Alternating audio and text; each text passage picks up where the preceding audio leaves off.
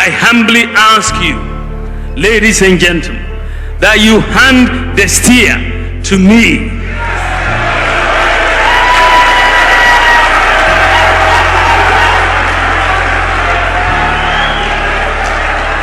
That you hand the steer to me to usher in a new government, a new management style that will give us additional results. We have to ask ourselves a number of questions in making that choice. If you want someone you can trust to come up with innovative and impactful ideas to transform Ghana, then it is Dr. Bawumia.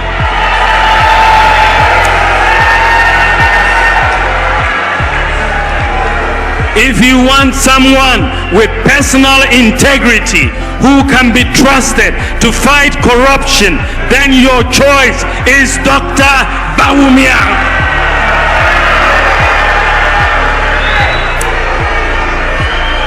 And if the person you have in mind is someone you can trust to work tirelessly and selflessly for Ghana, then it is Dr.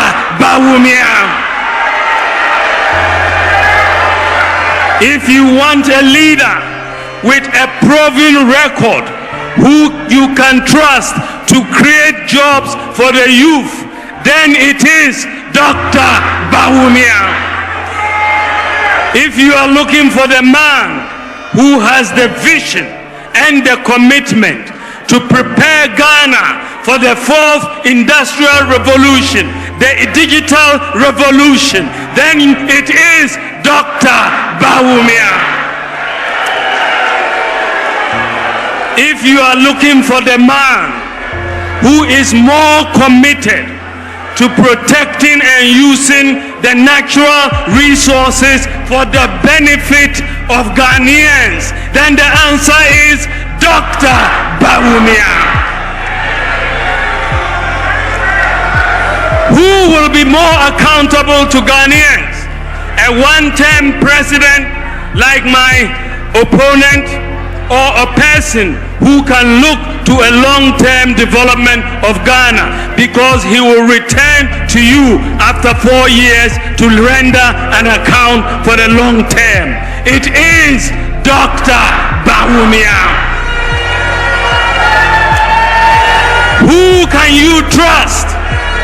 Who can you trust to protect free senior high school education?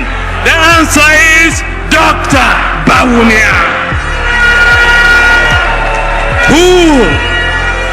Who has demonstrated to the development, who has demonstrated a commitment to the development of deprived communities like our inner city communities and the Zongo communities? It is Dr.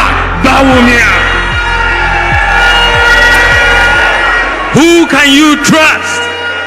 Who can you trust to provide bold solutions to improve our economy, create jobs, and improve social protection? It is Dr. Bawumia. Ladies and gentlemen, I am determined to make a difference, a positive difference. I am determined to use the experience I have earned over the last 7 to 8 years, from the challenges and the priorities we have tackled, from the successes we have chalked, to the hard work to succeed with you on the priorities that I have laid before you today. I will work for you, with honesty and integrity, with wisdom and decisiveness.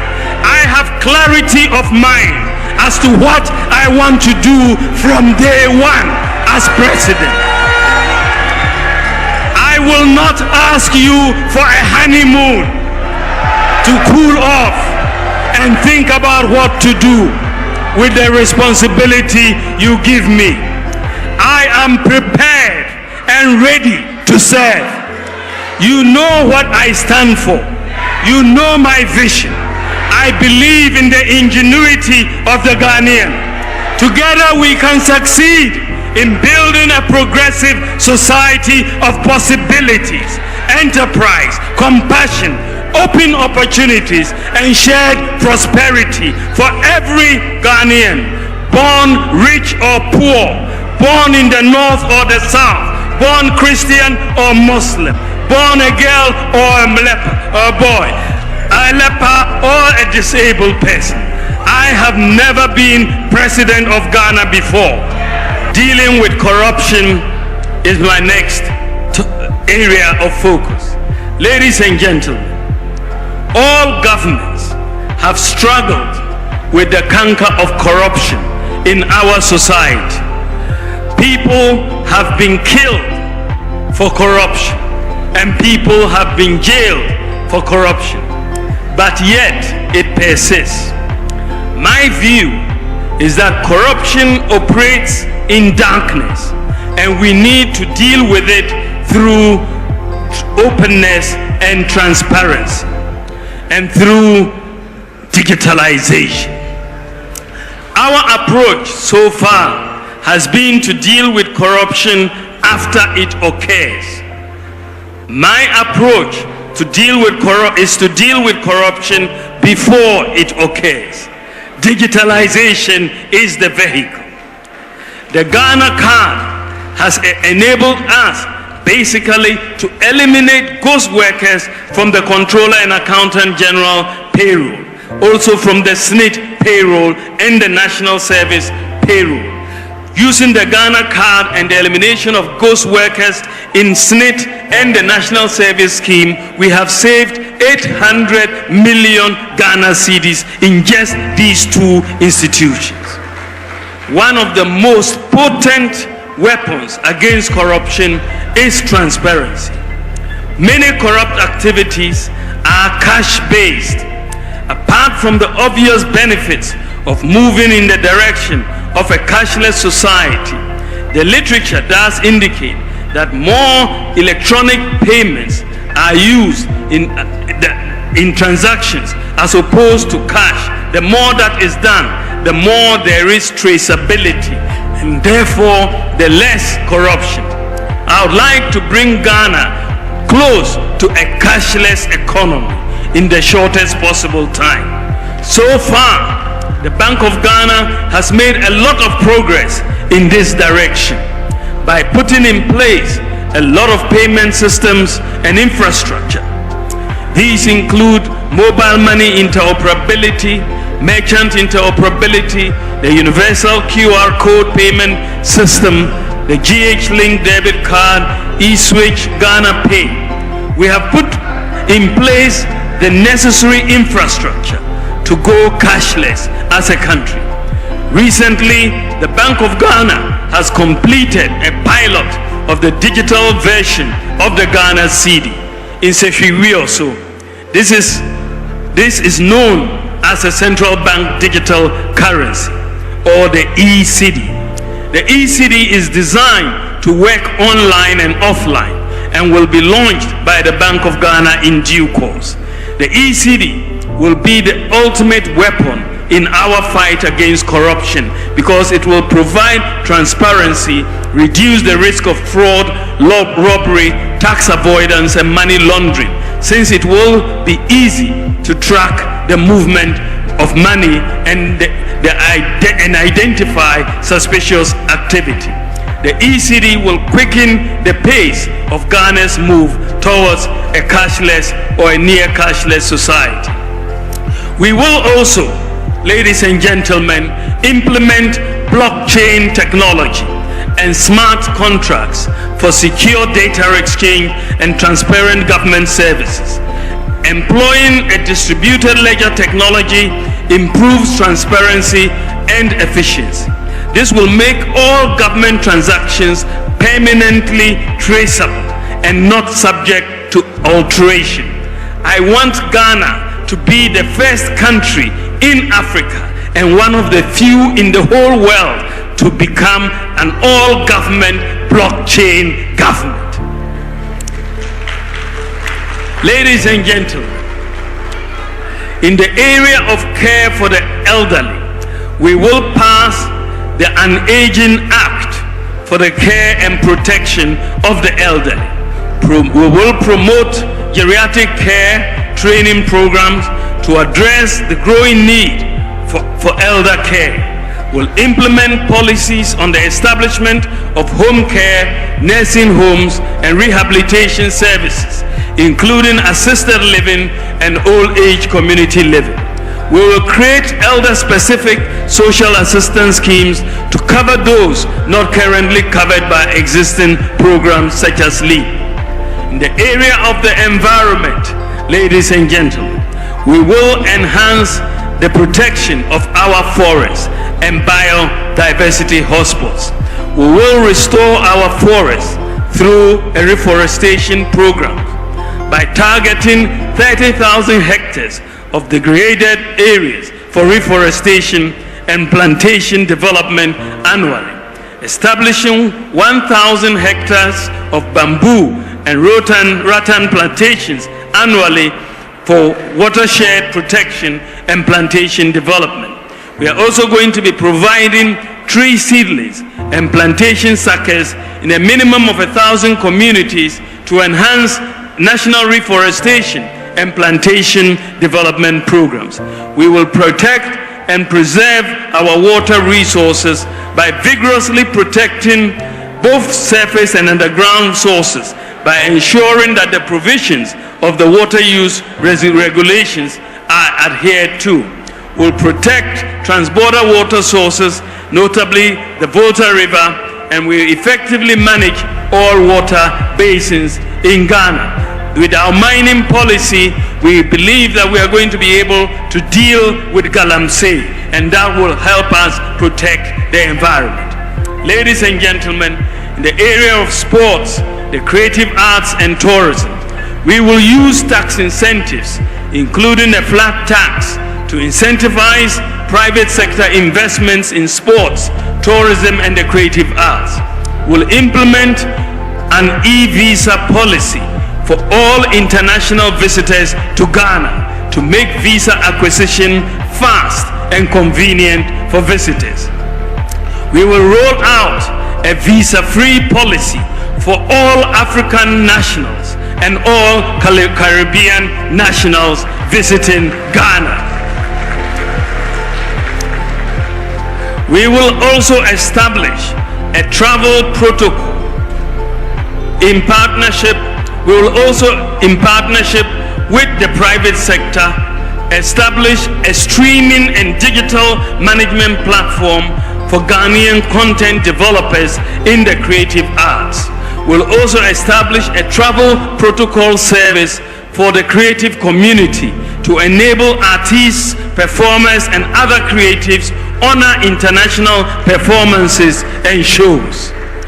We will establish a sports development fund to develop sports infrastructure and talent development and grassroots sports programs, including the revival of Colts football and leagues across the country. Ladies and gentlemen, we will establish a Ghana School Sports Secretariat, which will be an agency under the ministry responsible for sports, in collaboration with other stakeholders such as the GHTV and sports federations. My government will seek school-level collaboration with international sports bodies like the NBA and the NFL to make Ghana a hub for these emerging sports in Africa, to create more opportunities for young people.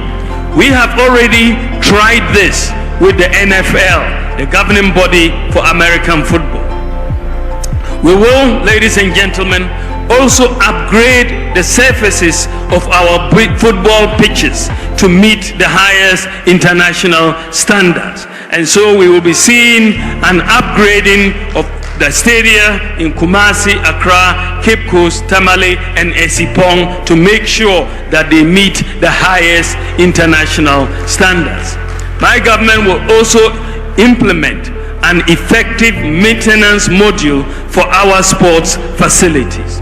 We will continue the construction of astroturfs for every constituency to boost the development of our talents, including juvenile football.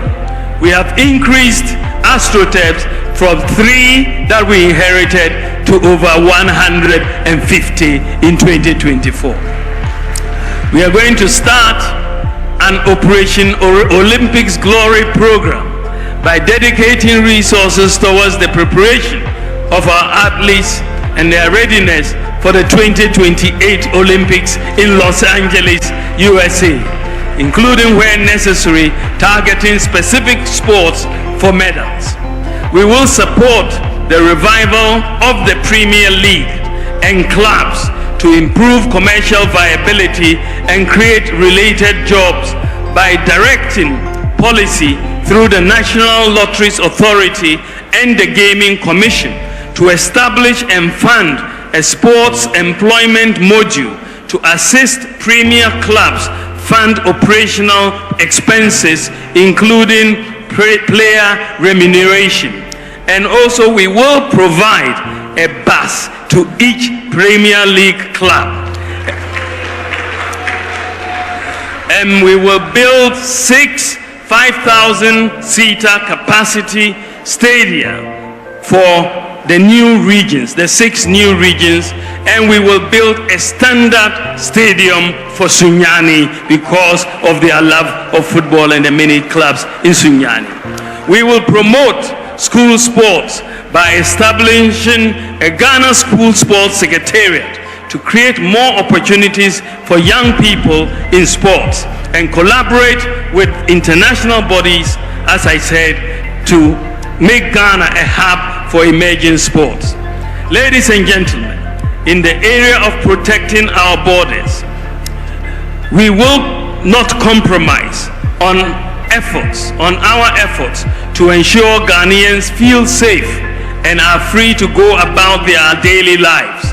We will therefore continue to keep our borders protected, our communities and neighborhoods also safe. We will complete the 15 forward operating bases at our border frontiers of Ghana. This will allow the military to swiftly respond to any external hostilities and threats posed by terrorists in the sub-region. We will continue equipping Ghana's security services to build their capability in protecting the nation. And we will also focus on equipping the prison service as well as the fire service.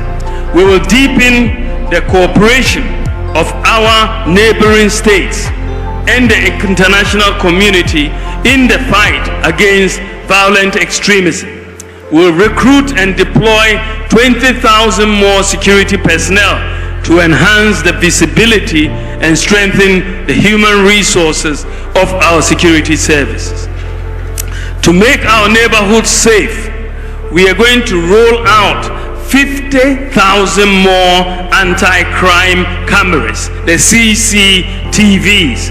And so far, we have rolled out about 11,000 CCTVs, but many districts and regions, many district capitals and regional capitals are not fully covered. So we ask national security to undertake an exercise to tell us what is needed so that we can see what is happening in every public street, in every regional capital and every district capital every day and every night.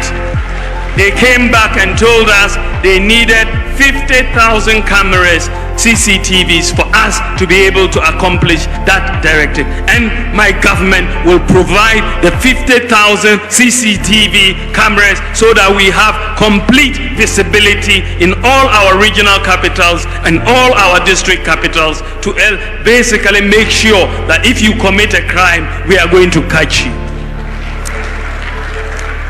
Ladies and gentlemen, we'll also roll out more body cameras for the police and other logistics. I believe that we can find, ladies and gentlemen, a broad, find broad contours of a national development plan for which we can find consensus in areas such as education, healthcare, industrialization, and so on. I will support such a consensus national development plan. Specifically, I propose that we can amend Article 87 of the 1992 Constitution, as well as the NDPC Act, Act 479, to mandate political manifestos, political party manifestos, and consequently the economic and social policies of governments, as well as budget, to be aligned to agreed broad contours in specific centers. The current constitution was designed for political stability, and it has achieved that. We need to amend it with the help of Parliament to align it more to national development. In that context, we are committed to the process to amend the 1992 Constitution through public consultation, with key emphasis on the election of MMDCs to deepen democratic decentralization, ex gratia, and so on. Ladies and gentlemen, I want to build a nation that cares for and invests in the vulnerable, like persons with disabilities, the aged, the street kids, the lepers, cerebral palsy patients, and so on. In cooperation with faith-based institutions and the private sector, my government will also focus on special needs. To start with, we will recruit 1,000 special needs teachers and retrain teachers on how to work with special needs students. We will also train more speech and language therapists and occupational and behavioral therapists. We will also set a quota for the recruitment of persons with disabilities in all government recruitment, and also provide incentives for the private sector to recruit persons with disabilities. Now to the youth of our country, kindly lend me your ears. I have been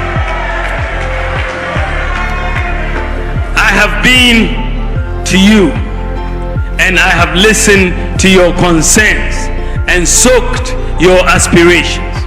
I want to assure you that I am for you. Our nation is at a crossroads. We are preparing to elect a new president in December 2024, and I believe I will serve you better as your next leader.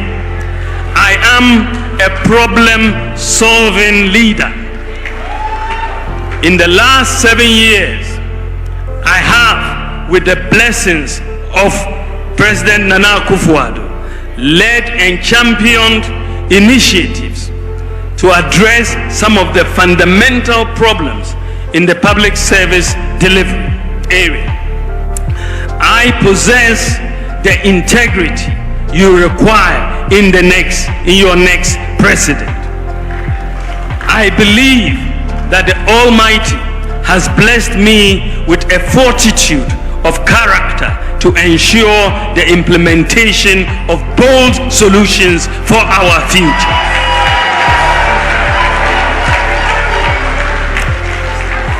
My track record of public service and in international development is public knowledge.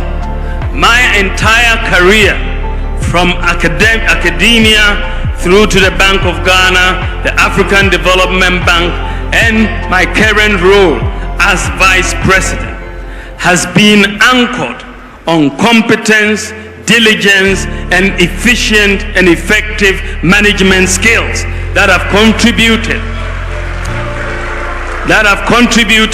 to my ability to see projects through to completion. I am determined to make your future my business if you give me the mandate to serve you. My proven ability to manage and deliver results professionally and transparently sets me apart from the rest in the race. As an experienced professional with unblemished national and international credentials, I am ready to bring that expertise to bear on national governance with the sole motivation to transform. The NPP delegates resoundingly gave me the mandate to lead the party based on my performance and the delivery of major signature projects and programs and vision. Given these and my verifiable personal integrity,